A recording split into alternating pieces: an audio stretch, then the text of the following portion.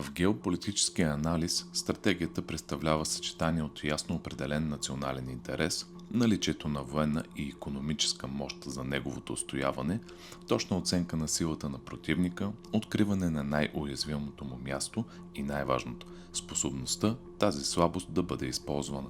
Ако една държава успее правилно да се възползва от уязвимостите на своя противник, тя често може да извлече полза, дори когато е военно по-слаба.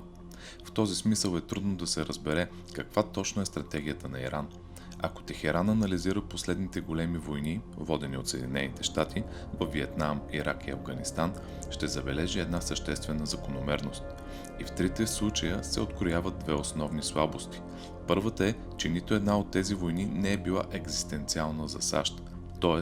изходът от тях никога не е поставил под въпрос фундаменталното благосъстояние или оцеляването на американската държава. Втората е, че с проточването на конфликтите и липсата на ясна перспектива за край, обществената подкрепа в Съединените щати постепенно отслабва. По време на Втората световна война обаче ситуацията е била съвсем различна. Евентуално поражение от Япония или Германия би довело до драматично отслабване на американската мощ, докато влиянието на Япония в Азия и Тихоокеанския регион и на Германия в Европа и Атлантическия океан би нараснало значително. В комбинация това би представлявало сериозна заплаха за националната сигурност на САЩ и би променило из основи икономическите позиции и международните отношения на страната.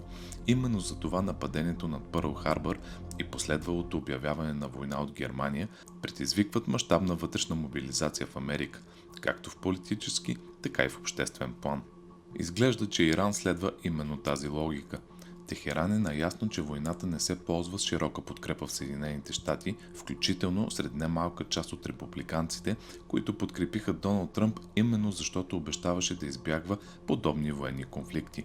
Иран не може да победи САЩ на бойното поле, но ако успее да запази общественото и политическото единство в страната, както чрез идеологията, така и чрез страха, налаган от корпуса на гвардейците на Ислямската революция, той разчита, че войната ще приключи по същия начин, както други американски войни в миналото. А тъй като за Иран, или поне за КСИР, този конфликт е въпрос на оцеляване, страната може да понесе далеч по-висока цена, както в човешки животи, така и в икономически загуби, отколкото Съединените щати. От гледна точка на политическата тактика, Иран внимателно следи обществената подкрепа за Доналд Тръмп в навечерието на междинните избори за Конгреса. Именно за това Техеран периодично демонстрира готовност за прекратяване на войната, но след това сам подкопава тези сигнали, като продължава бойните действия. Според иранското ръководство, контролът му върху собственото население е значително по-силен от контрола, който има Тръмп върху американското общество. В Техеран смятат, че ако успеят да удържат още известно време, войната може да струва на Тръмп загубата на контрола над Конгреса и сериозно да отслаби президентството му.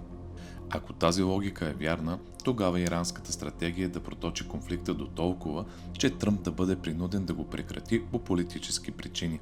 Колкото повече наближават изборите, толкова по-малко вероятно е Тръмп да сключи мирно споразумение, основано на сериозни отстъпки към Иран, защото подобен ход би могъл да увеличи загубите на републиканската партия.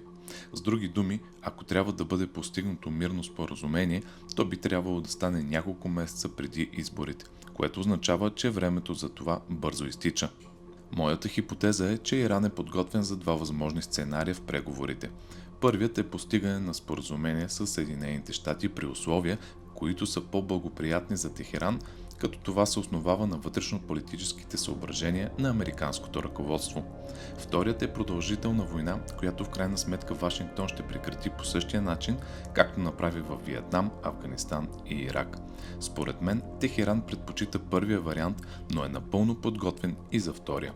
Затова Иран вероятно ще продължи да протака конфликта, докато Съединените щати не направят ключовете отстъпки, които той очаква. За корпуса на гвардейците на Ислямската революция, а вероятно и за голяма част от иранското общество, това е война с екзистенциално значение. За Съединените щати обаче тя не е такава, с изключение на въпроса за иранската ядрена програма. Как ще завърши конфликтът все още не е ясно, но изглежда, че логиката, по която се развива ситуацията, започва все по-ясно да се очертава.